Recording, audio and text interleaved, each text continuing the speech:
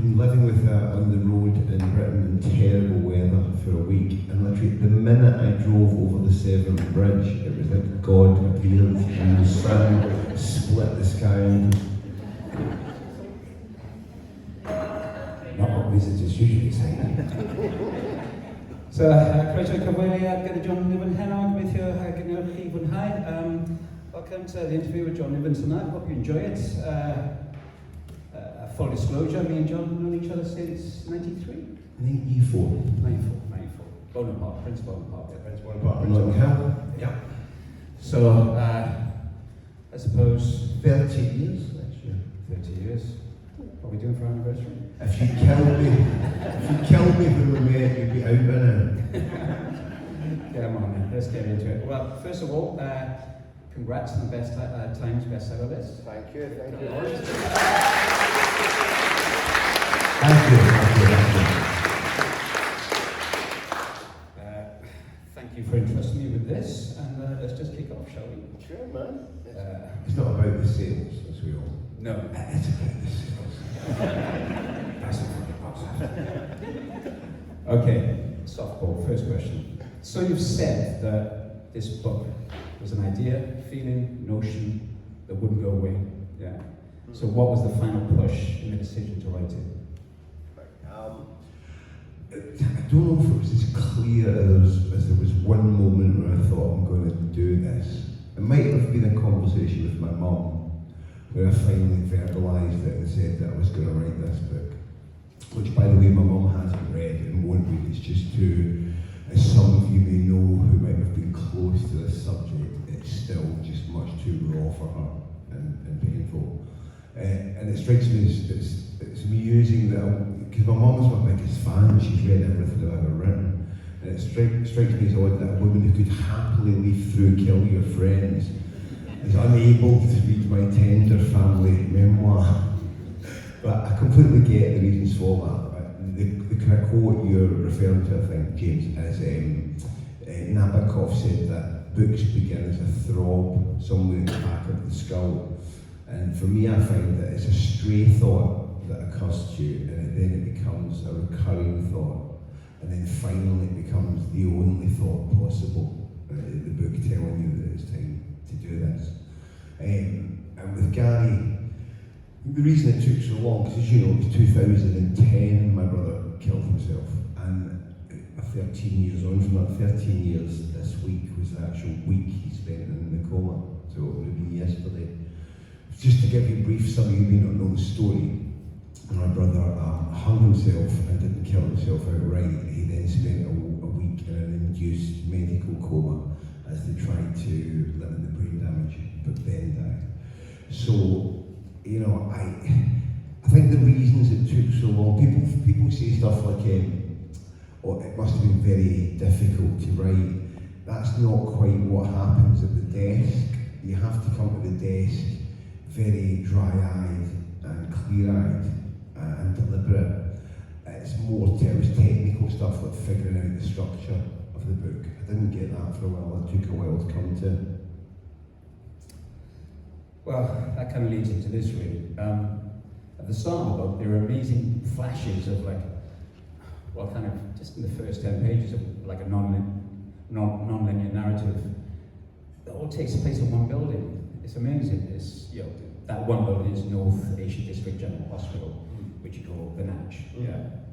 And so, you know, you're kind of layering time on top of each other in this one building. You know, you're talking about it's the scene of heart attacks, car crash injuries, cancer fatalities within your family, with friends, etc. There's a character called Gary in your previous novel, The Amateurs, who is in a coma in this very hospital before he actually got admitted into the hospital. And then you imagine Gary chatting amiably to paramedics on the way to the hospital. It's an amazingly effective way of setting up for the structure of the book. Was that your intention? Because there is a non-linear narrative for the book, isn't it? Yeah, that's very astute and correct. I get sent a lot of biographies to read, a lot of them by musicians, and some of them I read these things and I think, this is basically a list of everything that happened to you from birth until typing the last sentence in this bloody book that I've been forced to read. And we'll not take a chance or even think about an interesting structure to it. So, finally, but also the other thing I was scared of is I didn't want to write my memoir. In the book, I described that aspect of it as being like a forced confession. Because I think if you're Mick Jagger, how can I might want to read about what you did at school. If you're like the bass player from Jet 7, get fucked. I'm not going to read that. So I'm not famous enough, bluntly put, to force anyone to read my memoir. But what I thought was interesting was the way my brother and I's stories intertwined. Because as a writer, what you want is material that is unique to you, but has the universal within it. And I think many of us in this room probably know what it is to have a chaotic sibling or a chaotic friend, a relative, someone who, the squeaky wheel that gets all the grease, who's difficult and sucks oxygen out of rooms, and is, a lot of us know what it is to have that in our lives. So the question of the book for me became, how did the black sheep in the family become the black sheep? How did they acquire their colouring? And it was a sort of detective story to answer that involved telling my story along with my brother's. Because we were, on the surface, two kids from a working class council estate in Scotland who wound up fashioning very different outcomes for each other.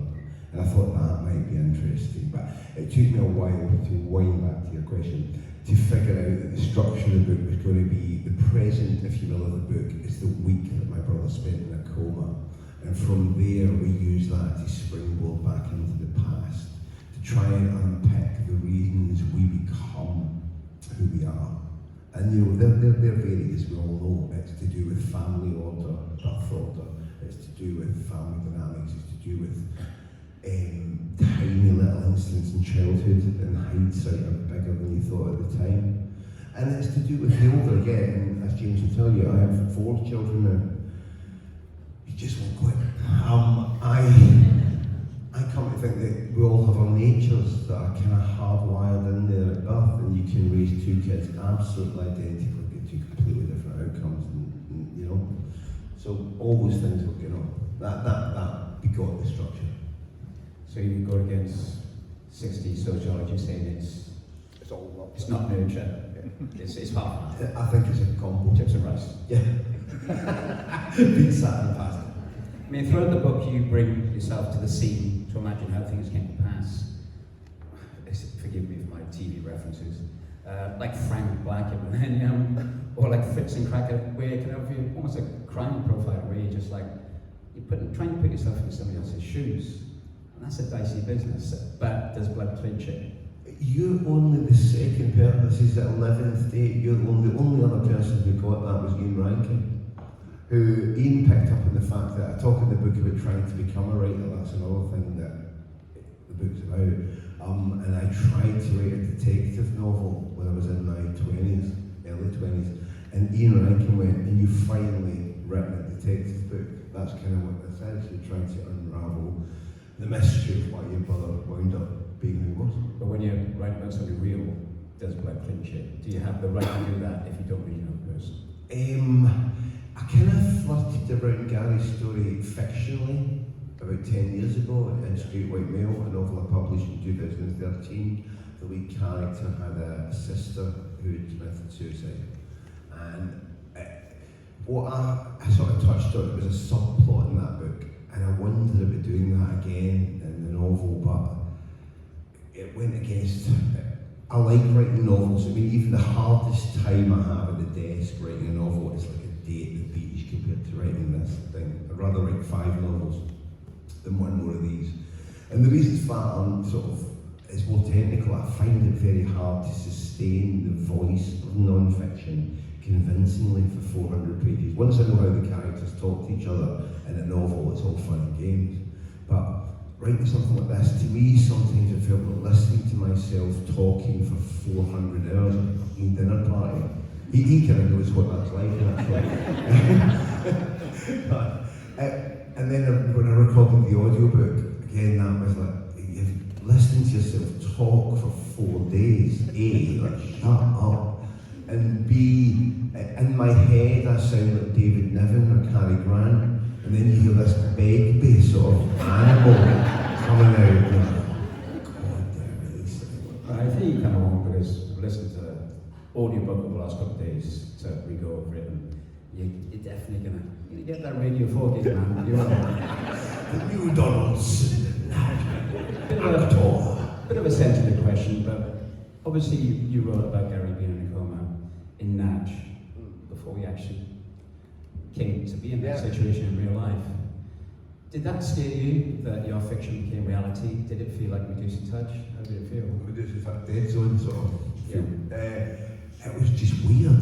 For those of you who don't know, I wrote a novel, published a novel in 2009 called The Amateurs, and there's a plot line in this where the main story is a very bad amateur golfer gets hit in the head by a stray golf ball and sent into coma.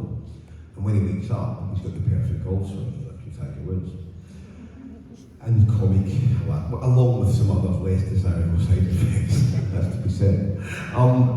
So when I wrote this novel, I had the mother of the lead character in the hospital, the North Ayrshire General Hospital, tending to her son's bedside when he's in a coma. The year after it's published, I'm sitting in a room in that same hospital with my mother sitting by my brother's bedside when he's in a coma. And it was just one of those, you couldn't make this up. It's just so surreal, you know. It's changed, as you suggest, I always thought, Christ, I better stop writing books. What am I doing now? It was a very odd moment. But I retell that story in the novel in quite a hopefully comedic way. This is the other thing I want to try and point out earlier on. The book, hopefully, is not a misery memoir, because the other thing to be said, my brother, as chaotic and crazy as he became, he was also very funny and very charismatic, and as a little boy, he was very sweet. So I'm just going to read you a bit from early on in the book to try and sort of illustrate, but you're not going to watch me grapple with this bastard mic stand for 5 minutes. Jeff, you should do it. You're a pro. Not really. 50 quid an hour. So yeah, he was a sweet little boy. He wasn't like an instinctive hard man, a Begbie. He was somebody's phone got the Indian line. Is that what that is? Who's got the Indian line as the ringtone? We need to hang out. Still going. I'm really committed to this. Have you ever seen a press conference with Roy Crean and the phone goes off and he's like, "Oh, lost rap." Who is it? Should have done that. Do you want the mic? At this point, even I would turn it off. I really like the evening one.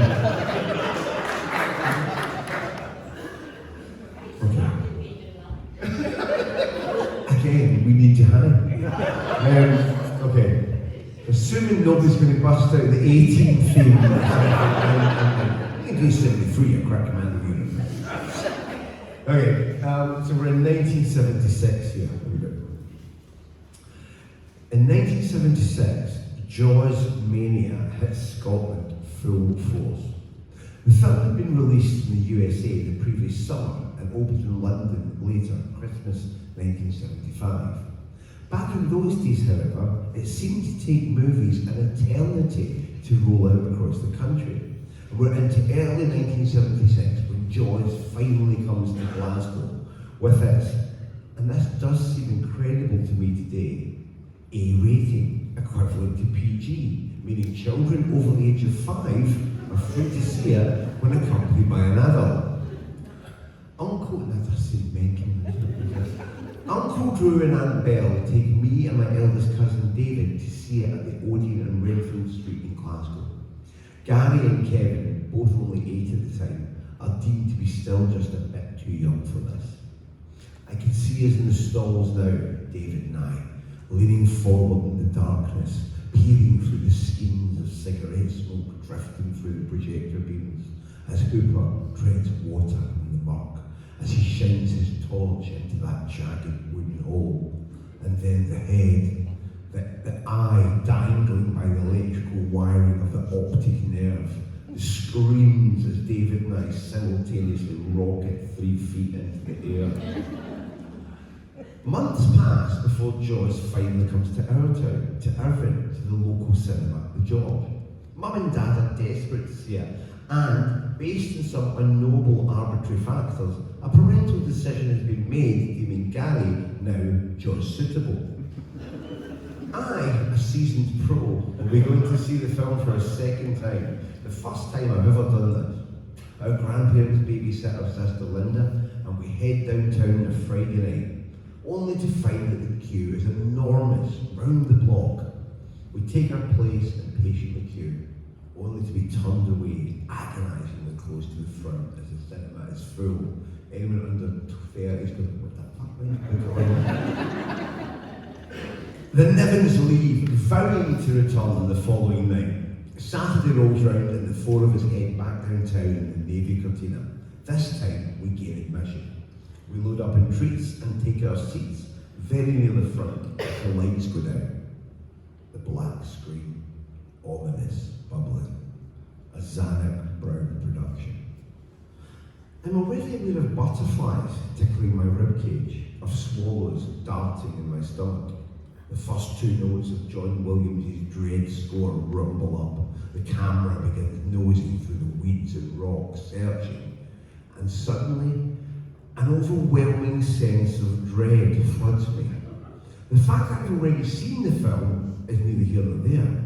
I feel hot, panicky, sick. I'm sitting between my brother and my dad. I look to my right, to Gary. Of course, he's already noticed, felt, the fear coming off of me like radiation, and it's as transmissible as radiation. As we lock eyes, Gary's bottom lip begins to tremble. His hand clutches for mine, which is already gripping the armrest as if in a 747 hurtling down the runway. On screen, the doomed Chrissy Watkins is running along the beach, disrobing, soon to dive into the silver water, where, lurking beneath the surface, oh Jesus Christ, its unfathomable size, like a locomotive with butcher knives for teeth. I suddenly know one thing with total certainty. Under no circumstances will I survive another viewing of this awful film. I look again at Gary on the verge of tears now, and I know that neither will he. I can get us out of this, wee man. I turn to Dad, my face scrunched up, my breath shallow, tears already springing up, as I simply and firmly say 4 words I should have long worn out of. I don't like it! What? Dad says through a mouthful of fried chocolate cream. Mum leans around him and takes one look at the pleading, beseeching faces of her terrified sons. You have to take them home, John! A beat, the tight, controlled venom of Dad's right!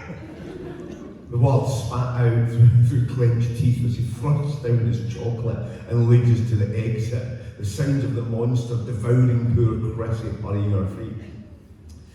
Then the bright lights and the cool air of the foyer. Dad floors it, bundling up Bank Street on the 5-minute drive home. He drops us with our mystified grandparents and then peels off, roaring back downtown.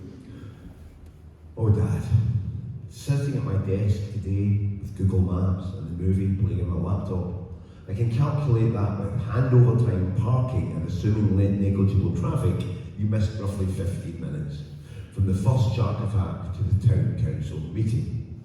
But you would, just, I think, have walked back into the cinema in time for Quint's arrival. I see you now coming down the dark aisle, muttering, cursing, searching for your role, apologising as you thread your way through feet, coats and handbags, sinking gratefully into your seat just as Robert Shaw's nails hit that blackboard. You all know me? You all want to know how I earn a living? All apologies to Robert Shaw for that impression. A few years ago, I took your eldest granddaughter to the cinema to see Jaws. She was exactly 10 too, the same age as me. You'll be delighted to learn she coped far better than your son did. Indeed, she was there right to the end, on her feet and cheering when the chief said, "Smile, you son of a bitch," and blew the monster all back to hell. Anyway, Dad, wherever you are now in your circuit of eternity, your eldest child apologises for that night, and he thanked you. You showed more forbearance with your children than I would with mine, the grandchildren you never met. But inevitably, even worse awaited me. I strolled into the playground on Monday morning to be hailed by the unforgettable bellowed greeting, "Niven shat his pants and get taken out of Jaws, man!" And then the gale, the football terrace roar of the laughter, seemingly the laughter of the entire school. For it transpired many of Gary and I's fellow Castle Park primary pupils had been dotted around the cinema on Saturday night and had witnessed our whole sorry exit. My memory keeps wanting to add that even the teachers were involved in the mocking. The headmaster, Mr. Reedsay, pointing and slapping his thighs with glee as I stood in the asphalt, my face as red as Clint's sun-scorched cheeks, as red as the blood that fountained out of his mouth. At any rate, I wouldn't live this down until secondary school, and by that point, there would be other stuff to deal with. Thank you.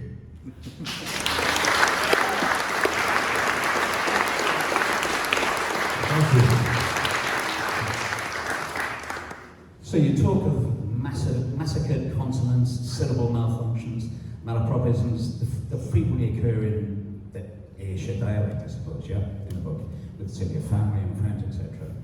And of course, the book is all the more eloquent for you writing that. You obviously are fluent in Ayrshire dialect yourself, obviously grown up there, and from being with you 10 pints in the wind in Chinatown at 2 o'clock in the morning. So that begs the question, you know, people like Ron Berry, Tony Morrison, Irvin Welsh, they write kind of what you call kind of local dialect, you know, dialect you're not used to hearing in books. They write it perfectly. And that begs the question, do you have to live in that area to write that dialect, or is it just like an actor attempting to do an accent he doesn't yet understand? I don't know. I mean, whenever I read, you read some bad novels where people attempt Scottish dialect, and you're like, oh.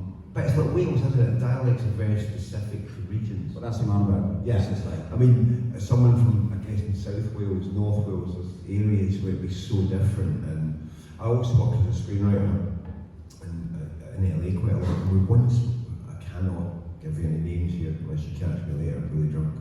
But an actor came in to play a Glaswegian West Coast of Scotland role, what you were talking about, James, the dialect in this book. Yeah. And they came into a pure Edinburgh accent. And none of the producers seemed to notice anything odd about this. And I was sort of thinking, are you insane? This is like anybody from Scotland would say, why is a Glaswegian talking in an Edinburgh accent? Why? You know, so. But do you have to grow up to actually write it? I would think to a degree, I've spent a lot of time there to get convinced on. The other thing that's interesting about dialect in the book, I can't remember, one of the reviews of the book picked up on the fact that whenever my brother speaks in the book, it's in quite broad Ayrshire dialect. Whenever I speak, it's almost in sort of quite RP English. And I don't know if they meant that as a criticism, but it's perfectly true because, you know, I was such a ponce that from a young age, I couldn't wait to try and modify my, as I said the thing earlier, the audiobook. I hear the voice come out and I'm like, you know, people will go, oh, you've been away from Ayrshire a long time, you haven't lost your accent. It's not for want of trying. Well, you write it perfectly. There is a revelation in there, and it did shock me, but on the face of it, it shouldn't have shocked me so much because it's nothing scurrilous about it. But when you talk about thinking about joining the RAF, I was like, what the fuck? I didn't think, well, I used to wear quite preppy jumpers and he likes brogues, so I should have known it. It was there in front of me all the time.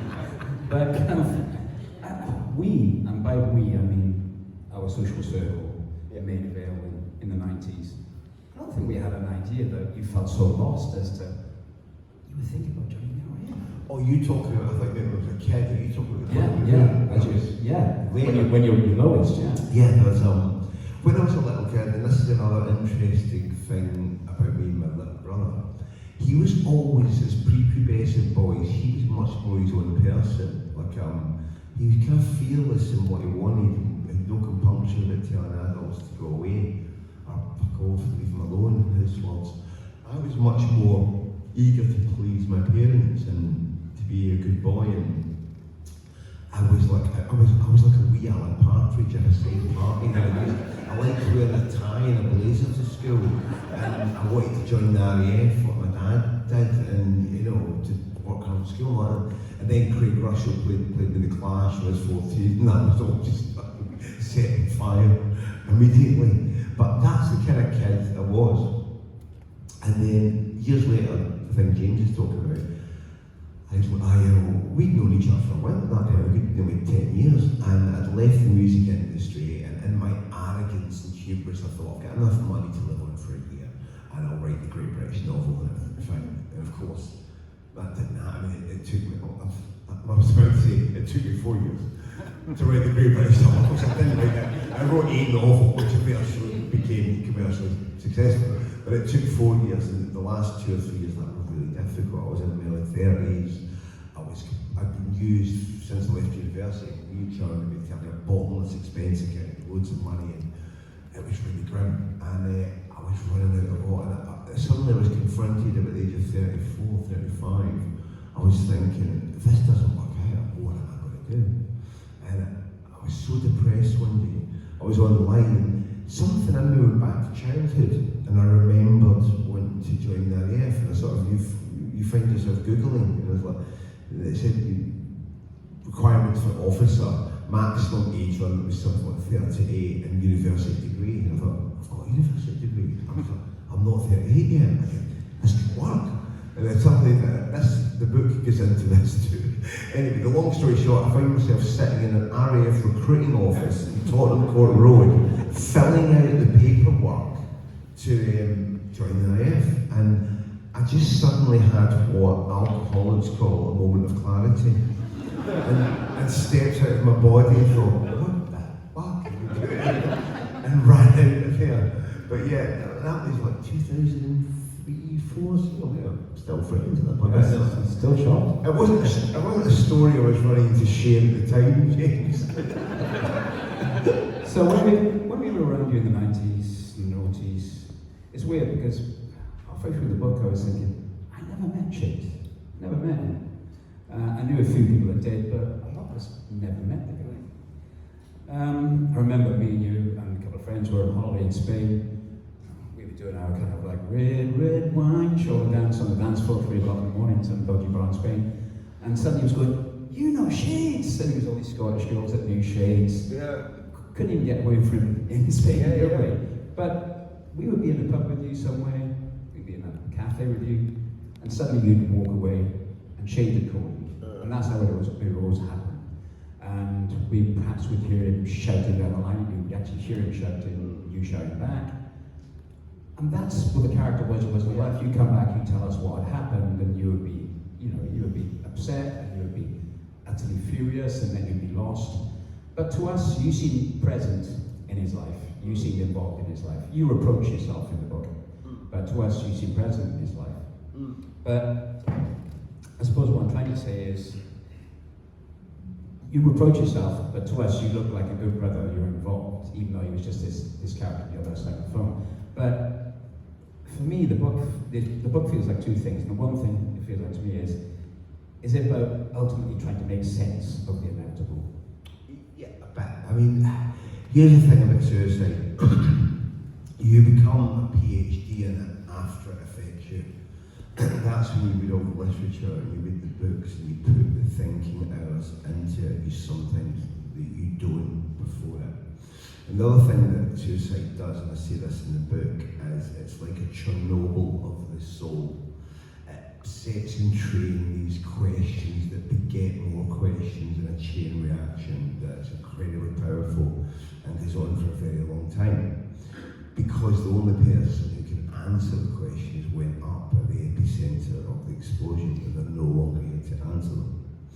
And so the questions of self-reproach and self-recrimination are natural around that. You think, I should have been in there more, I should have known more. The thing that concludes, and I hesitate to say conclusions, as I think Lloyd Cole said, there's no conclusions.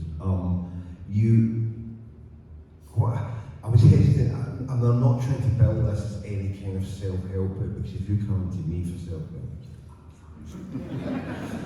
but what I learned is that that's a natural part of the process, and that it's okay to swim in the questions now and again, because it's a way of communing with the person who's no longer here, of being with them. And as a writer, it's a very privileged job in a way. When I wrote The Amateurs, I spent a lot of time in my father's mental company, and I spent 3.5 years writing this book. I was with my brother-in-law, and I find that very nourishing and sustaining. What other people might take from religion or therapy, I kind of get at the desk. And I think the notion that it's always going to haunt me that you could fix it, that you could have done something more than you could. At the end of the day, I think, and I often think this in this realm, if what he was suffering could have been borne, he would have borne it. People sometimes reach that place and there's not much you can do. So this seems like a good place. I'm going to read you another little bit from the book from later on. Sorry, to fill in a couple of the blanks without too much detail, what kind of happened to me and my brother in the Hollywood elevator pitch version is, I went off to university, played the guitar in the band, and then wound up working in the music business before leaving and becoming a novelist. Gary didn't really get on at school, left with no qualifications, went through some menial jobs, and then wound up becoming a minor league drug dealer who went to prison for 3 years and then killed himself when he was 42. So, as I said earlier, the book's a kind of attempt to answer how do people get there. But I read you a little bit from childhood. This is later, which is in the week that Gary was in the hospital in Cole. So this is almost to the day. This is, what are we, is it the 1st? Is it the 1st September? This is Friday the 3rd September 2010. We're gathered again in the family room of the ICU. The dust-filled plastic flowers, the pastel prints, the magazines, a royal in the jungle setting, a TV presenter's anthracite kitchen. The doctor explains what will happen this morning. They're going to extubate Gary by removing the ventilator that's been filling his lungs for the last 4 days. He will then be breathing on his own. It's uncertain how long he'll be able to do this for. It could be hours, minutes, days, or months, or perhaps indefinitely. Linda and I exchanged side-eye at this, the worst conceivable outcome. And the reason my sister and I did that is we'd already been told Gary was brain dead at this point, but there was the possibility he could live for a long time. The doctor suggests we go and get some coffee while they perform the process, and they'll come and find us when they're finished. The 3 remaining members of the Niven family head for the cafeteria. The fine weather continues, and the hospital, with its acres of glass, its heated walls, is stultifying, tropical. We've just reached the counter and are ordering, Linda and I with our foamy cappuccinos, Mum's Spartan cup of black filter, when a nurse from the ICU comes running in and up to us. I'm sorry, we better come back right away. He started crashing the moment we removed the ventilator. We run back along the corridor. Before we re-enter the ICU, we are warned that Gary may be making unpleasant noises as he struggles to breathe. We are warned, but even so, my first thought as we come back in is, this can't be real. This isn't serious. Because he's making the worst, the loudest snoring noises imaginable. An asthmatic sea lion with a megaphone strapped over its mouth and nostrils. There's also the death rattle coming from his chest like a bonfire crackling, like the pebbles of a beach cricking and schlocking as the tide rearranges them. It is horrific. Mum starts to cry. Gary is drowning from excessive respiratory secretion, common in extubated coma patients who cannot clear the fluid that quickly builds in their lungs. There's also something called post-extubation stridor, giving rise to the impression, the illusion, that the patient is struggling, fighting for life. Along with the shock of seeing someone who's been utterly silent for 4 days, suddenly making all this noise, there's the shock of seeing Gary's whole face again, unadorned by the mask and pipe. There are indents next to his mouth, livid purple bruises, like the stains from night fueled by red wine. And then there are the numbers and lines and the phalanx of monitors at the head of his bed. Icebreaker blue, abstract green, all tending the same way, spiralling downwards like a stock market crash. I stand at the foot of the bed. Linda sits on Gary's left side, head down, crying. Mum stands on his right and takes his hand. After a few minutes, the hellish snoring subsides, becoming an occasional honk or rattle. His heart rate was in the 90s when we came in. It's already in the 50s. Mum strokes his hair and talks to him. Linda and I are losing a brother, but we're both parents now too. And I know as we look at Mum, bent over, her tears falling on her son's face for the last time, that we're both imagining the same thing, watching one of our own children die. The moment is hyper-real, too raw to be properly comprehended.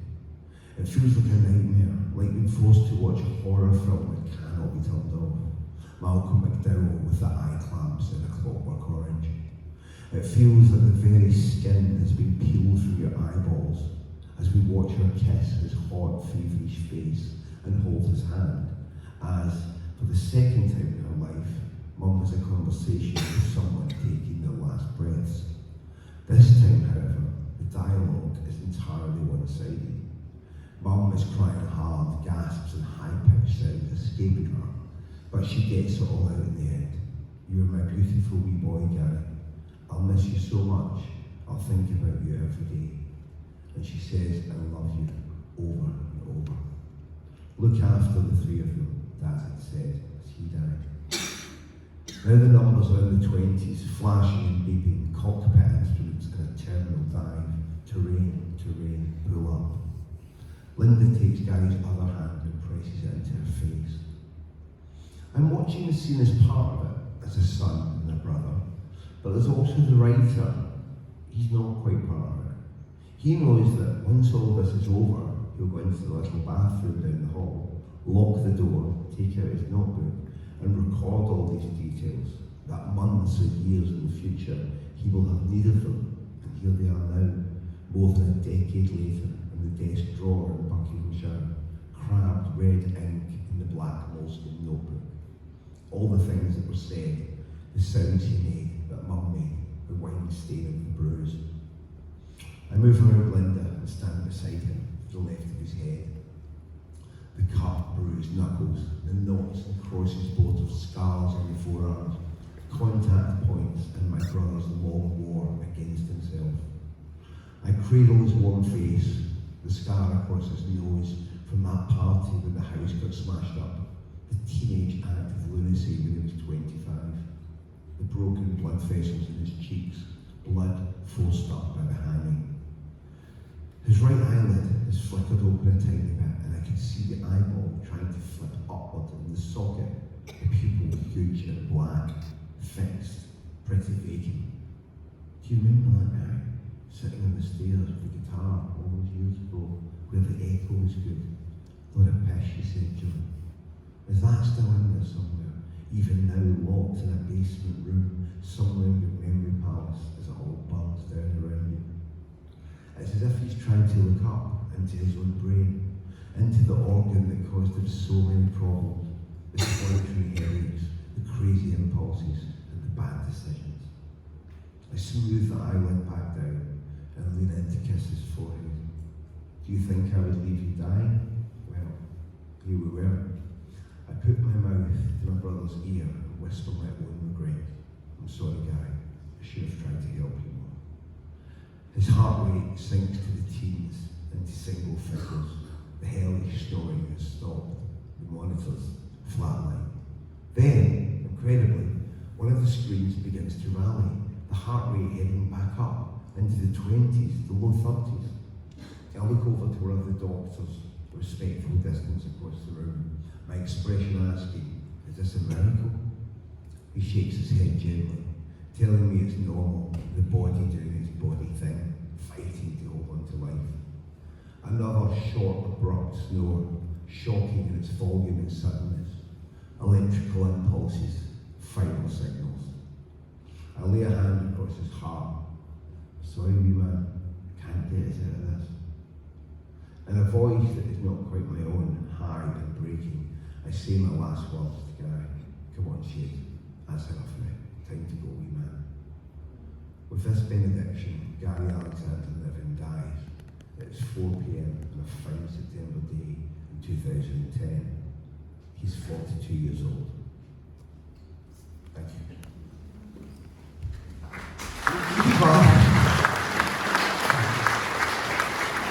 Thank you. Now there's some wanking guys coming. I'm going to pull us out of this comedy hole somehow.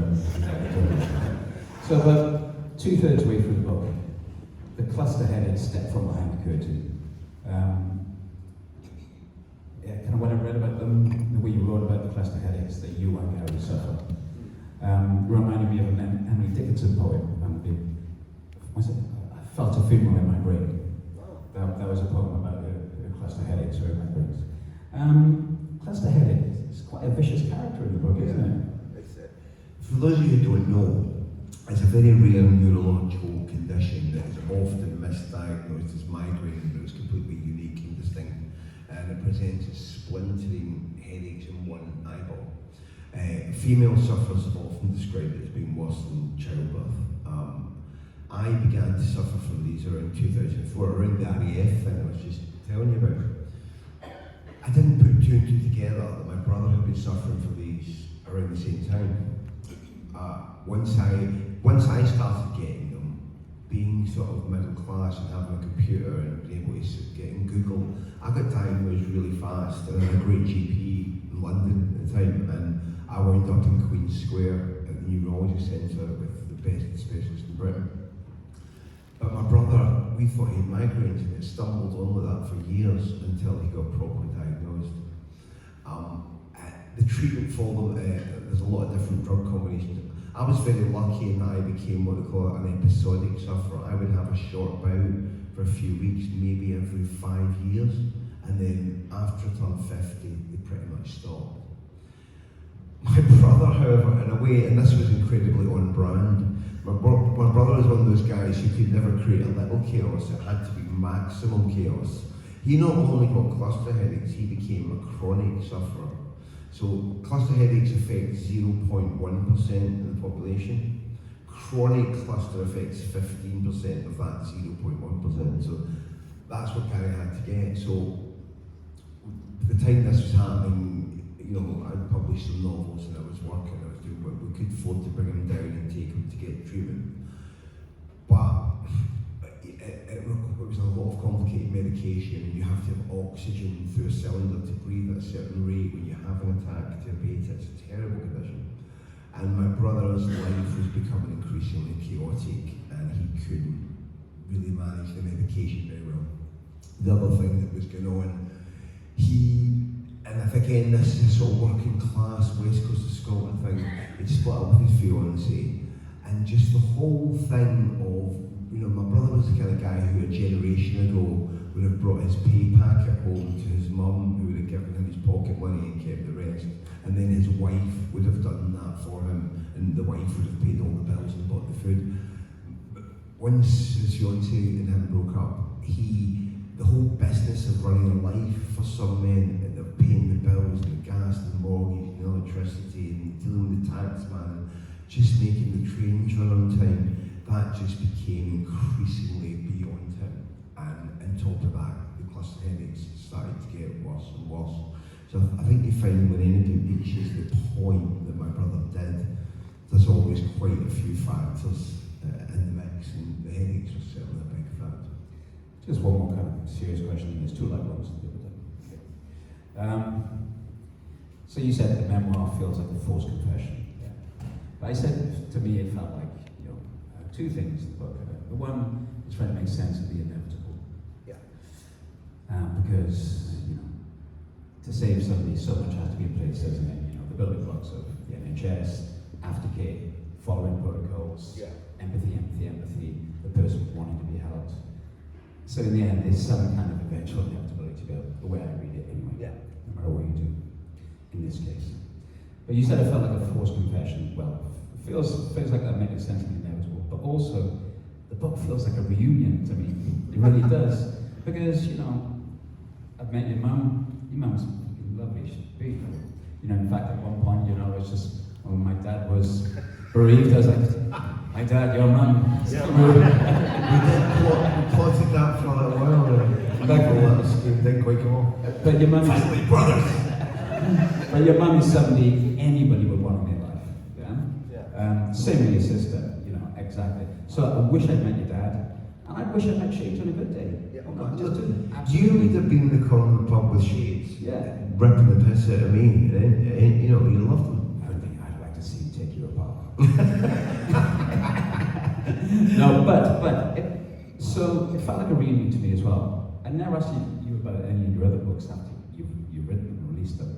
But do you think writing this book has changed you at all? No? Yes. In one very specific way that I would talk about.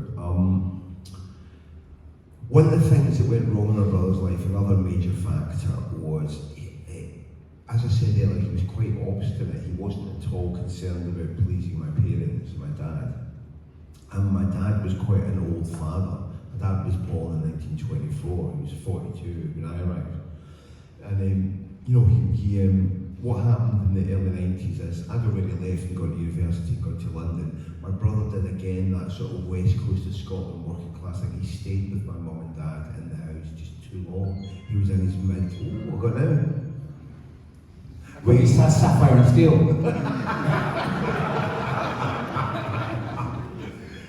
I love a TV theme in Wales. Kelly Monteith, that's.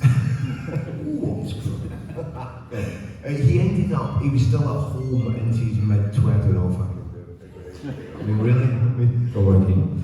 In his mid-20s, and him and this coincided with the dawn of rave culture in Scotland, which my brother loved and bought into hugely. So he was living that lifestyle where he was going out on a Friday and not coming back till a sort of Monday lunchtime out his nut. And my father, who had grown up in a depression and fought in the Second War, was just, my dad was not down with the Utah fucking Saints. My dad was not there for this. So they were fighting and they were arguing bitterly. And then my dad died very suddenly. He had cancer. I'm not sure whether my parents misled us about how serious it was. He died the year before I met you, actually, in 1983. And what happened then was two things. I was only 25 or so. I was devastated, but there was nothing unsaid between me and my dad. We knew we loved each other. He'd seen me graduate. He'd seen me go off and get a decent job in London. He kind of knew I was going to be all right. Gary and my dad were kind of at war, and Gary was kind of an unemployed raver. And Gary and I, neither of us were parents then.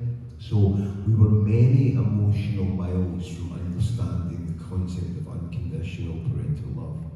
And Gary believed that my dad died disliking him, maybe even hating him, loathing him. Obviously that wasn't the case, but that self-hatred and recrimination and loathing, self-loathing, was what powered Gary into the second act of his life. That was the ground zero, the nuclear explosion of the middle of his life. The death of a parent when you're young is emboldening in some ways. It emboldened me sort of creatively in terms of ambition. It emboldened Gary in a far darker way. But that fight, when they were gradually getting to answer James's question of did I learn anything from the book, Did it change? It changed me in terms of how I parent my kids a bit, because Dad and Gary would have these scream matches. He was quite small, and my dad would hit him, as I said he was born in 1924. He was of a generation that did corporal punishment. And I think there comes a hardening of heart and hide at a certain point when you do that to kids.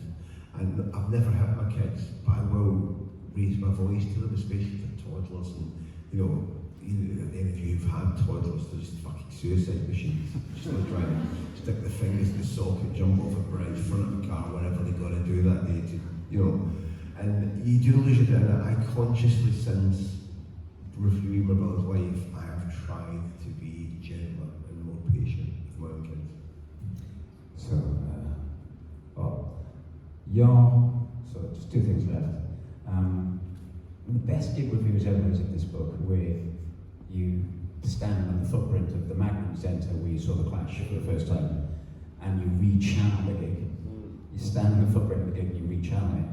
And that's an amazing gig review, but this could be a bit of a franchise. Fuck reunions or tribute bands, just get people together on the footprint of the old venues that have been knocked down and just rechannel gigs and just get stand there with each other. Good work, I'm telling you.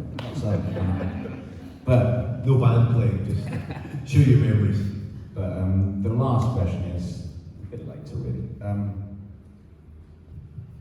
Food and music feature quite heavily in the book, yeah. So Len Dayton wrote some cookery books. Simon Armitage has recorded some records with LYR. Which one is more likely for you, the cookery book or the solo album? I think the solo album, James, produced by James Bradfield, recorded. Work with you.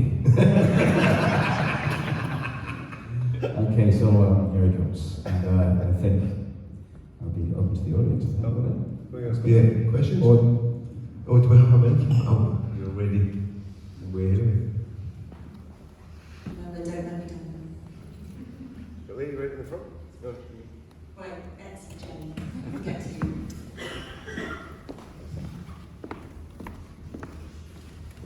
I listened to the book on Audible this week. It's brilliant. I laughed and cried, so I can confirm it is funny. But I feel like I've met Gary because you portrayed him so brilliantly, like his voice, his charisma. How easy was that? Given, obviously, you've not seen him for all that time, how easy was it to capture him as a person? John Niven once said that when you're a writer, nothing is as natural as imagining the other half of a dialogue. So what you do a lot of the times is you kind of bring them back, put them in front of you, put them in a situation, and you play that out. I could tell you a fairly good degree of certainty what my dad and my brother would react in any given situation, and that's a lot of, it's interesting and fun to do that. Someone asked me a similar thing one night when they went to the film and said, surely your brother would love this if he could read it, and I was like, I don't know about that. I don't know what reaction. But James touched on this earlier, he was talking about his reaction. When I my brother wasn't dumb, and he knew by our 20s he'd cast me as this sort of Guardian reading PC idiot who he enjoyed outraging by acting like some turbocharged Begbie. So he knew he was outraging me and scandalising me, and that I was getting the plane back to London. I remember the grilling the prawns when I was doing the barbecue, and he comes in and he's like, what's this? And I'm trying to explain to him, I did a little minced garlic and chutney. He's like, and he just flicks his cigarette ash.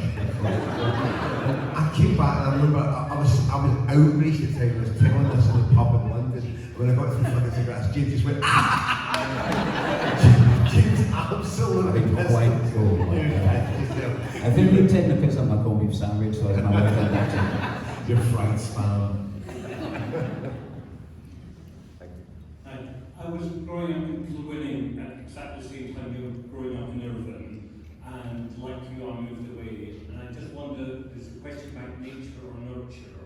I wondered also to what extent you thought that living in environments in West Scotland or possibly South Wales contributed to what happened to Gary. I think that's a very good question. I think that he was, at some point, became devoid of options other than to hang out with the worst guys from school.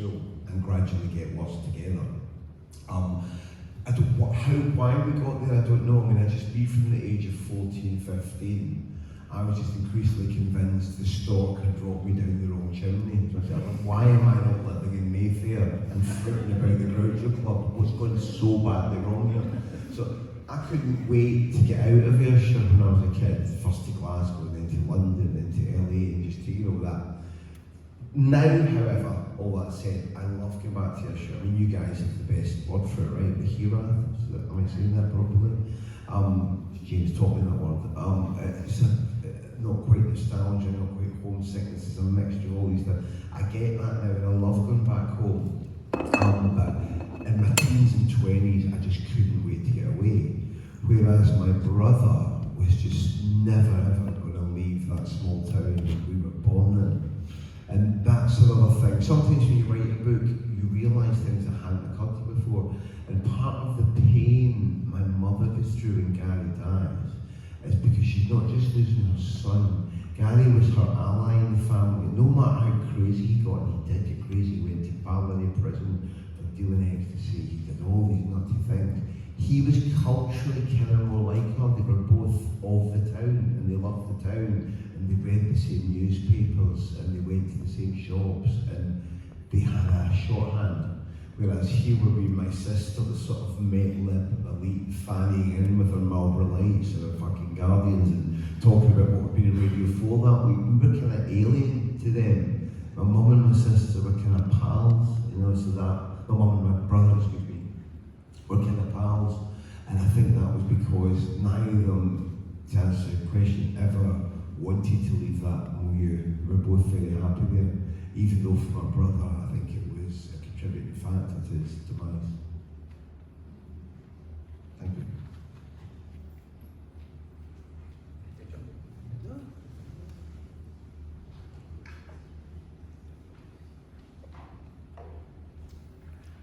Hi, you said that writing the books made you more tolerant of your children, and that's great. That I try to be. Mine's 23 years to try. But did it make you feel better, and did you want it to? I think, again, I'm very cautious around notions of catharsis. And I'm kind of with the American novelist James Ellroy, who said, he was asked about closure. He said, I want to find the guy who came up with closure and put that word on a plaque and stick it up his ass. Because I don't think that's quite how it works. Not for me anyway. But what I do get, as I said earlier, I get a sense of nourishment, soul nourishment out of communing with my dead at the desk. I'm quite happy. I think it's maybe something like suicide is something people run away from in conversation. And when it happens to someone close to you, to spend 3 years doing the opposite, embracing it and thinking about it all the time, is actually very helpful. I don't know if you call that catharsis. I think it's maybe just, when you're a writer, James connected this earlier, with the health board, the hospital, I wanted to know everything that had happened. You kind of do when you're a writer. And sometimes that's quite a good thing to want to face everything head on and uncover every aspect of it. But I didn't write the book for that reason. There's an old saying that with writing, you don't choose your subjects, they choose you. And well, that's a bit Holcomb, I kind of get it.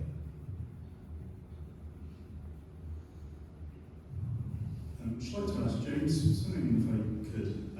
Obviously, you've known John for, you said, 30 years, I think. Has reading the book changed how you see your friend? No, not at all. Except the RAF thing. No, because, I kind of, it's a weird thing. I think when we were both single at some point, I think we've both been unceremoniously dumped, I think. And we were watching a film called The Contender. As Jeff Bridges is playing the President of America. It's a good film. It's good. Kind of like, John Niven. It's a great film. And who plays Kermit? Sam Elliott. And Sam, kind of Jeff Bridges at one point, because Jeff Bridges is on on the stump to actually get Joan Allen as his running partner. And he wants Joan Allen to be, a successor to him. He wants her to be, the President of America one day. And he makes a grandstanding speech. And he goes, one day it is an idea whose time has come. And one day a woman will be the President of America. And it's done brilliantly. I was watching it on a Friday night. I could hear John Wood. He started crying, he started filling up, and I was just like, you okay? He's like, You were crying too. I was not. And I just kind of know he's always had that soft centre. So there's similarities between, keep it short, the similarities between Shades and John is that very enigmatic, very charismatic. They go into a room and they can't be ignored, and that's obvious with Shades too. But I know at the centre of that is something very loving, very, very soft, but kind of also very questioning. So no, I don't think the book really taught me anything new about him, I must say, but I don't want that to sound arrogant at all. But there is one question I did want to ask John.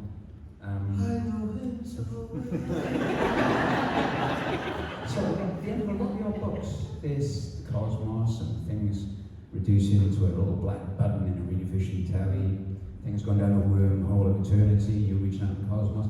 You're actually saying that we go somewhere else. And one of my friends, Dave Abergavenny, he's like, John's just a big fucking hippie.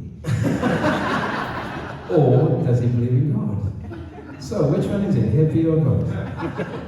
Oh, it's a choice. So John, are you happy or Nazi? It doesn't matter, really. But it's in quite a lot of your books, isn't it? Yeah, there is. I think like a lot of writers, and when you read writers on writing, whether it's Stephen King or Martin Amis or Nabokov or Saul Bellow, I find the process of art a very spiritual, mystical thing for me. And I know that sounds a bit hokey, but it kind of saved my life in a way. There's a point in the book where I ponder crack in the road where I might not have gone in a similar path to Gary. But I had this thing that saved me, and that I was kind of had it within me that I was always going to be a writer. I didn't get there until I was maybe there. I don't know if some of you know Hannah Qureshi's novel, The Buddha of Suburbia. He says there's three types of people in the world. People who know where they're going from day one and get there very fast. People who don't know where they're going at first, but they figure it out later on. And people who don't know where they're going and never get there. And I was kind of category 2 of that. And so art and the idea of becoming a novelist for me, and sometimes when I get near that subject on the page, brings out a kind of spiritual reverence in me, and that makes me a hippie. I think this gentleman here wants to ask a question. Always time for one more. I also read I listened to the book and I thought it was brilliant, so thank you. I wondered how you approached your sister with regard to the book. Did you seek permission or ask for forgiveness? That's a very good question. Linda was fantastic from the word go. Seeking permission is not quite what you do. If I told my mum was writing it, even if she said I'd rather you didn't, I probably would have done it. One of the best pieces of writing advice I ever received is you have to write as though your parents are dead already. Because you're not writing for them, you're writing past them, for a generation past them, if you're any good, if you're trying to be any good. But Linda, we were allies in the family. Linda was 7 years younger than me, so we never had that close sibling fighty starting. I always just felt protective towards Linda. And we're very similar people. So she just immediately was like, yeah, do your thing, dude. And and she read a very early draft and had great notes on it. She only wanted one thing taken out, Linda. She went, I had a scene back in the 90s where we were both smoking. She went, oh God, the kids don't know ever smoke. That's the only note. And then she said, no. The smoking stage. She was smoking crack. That was it. I love my sister dearly. Okay. Dunsky? But, Go on. that was amazing. Hi, Joe. I just wanted the novel scenes quite rich in pop culture references. What novel? The book seems rich in pop culture references. I just wondered if, it's more of a kind of question about the writing process. To get in that headspace, did you go back and were there certain albums you listened to? Were there certain, anything to get back in that kind of I can't listen to music while I write because I just start listening to the music. Maybe some instrumental, or quiet, something like that. But not anything with lyrics. I know a lot of writers who do work to lyric rock music, but I can't do that. The only things I did was for the early 70s part of the book, I wound up watching a lot of stuff like Mary Mungo and Midge. I don't recommend an afternoon lost Mary Mungo and Midge wormhole, my friends. There's a better way to spend your time because it was more that stuff maybe than the music. I find that too distracting. Okay, we good? Abergavenny? Yeah. Oh, this guy, are you signaling you're good or you want a question? Let's go back to something James said, John, about the hippie narrative. My favourite book is Music from Big Pink. I've always wondered, when you wrote that book, how did you put yourself in Laurel Canyon? The book the gentleman's talking about my first novel, Music from Big Pink, how did I put myself in Laurel Canyon and Woodstock. That was the hardest thing I ever wrote because the first novel you write as an unpublished novelist is always the hardest. It's a pure act of will with no safety net or guarantee of success. And that never changes to degree. It was the same with this book. You're constantly fighting two voices in your head. One of the voices is saying, you're a fraud and a fool and a phony and everybody's going to find out soon. And the other voice is saying, you're a genius, Nabokov and Joyce are looking down on you in awe. Why isn't every sentient adult on the fucking planet reading you right now? And those two voices are constantly at war, and it's just a case of trying to make the second voice win, and you make it. You've been brilliant. Thank you so much for coming. Dean Bradfield. Yeah.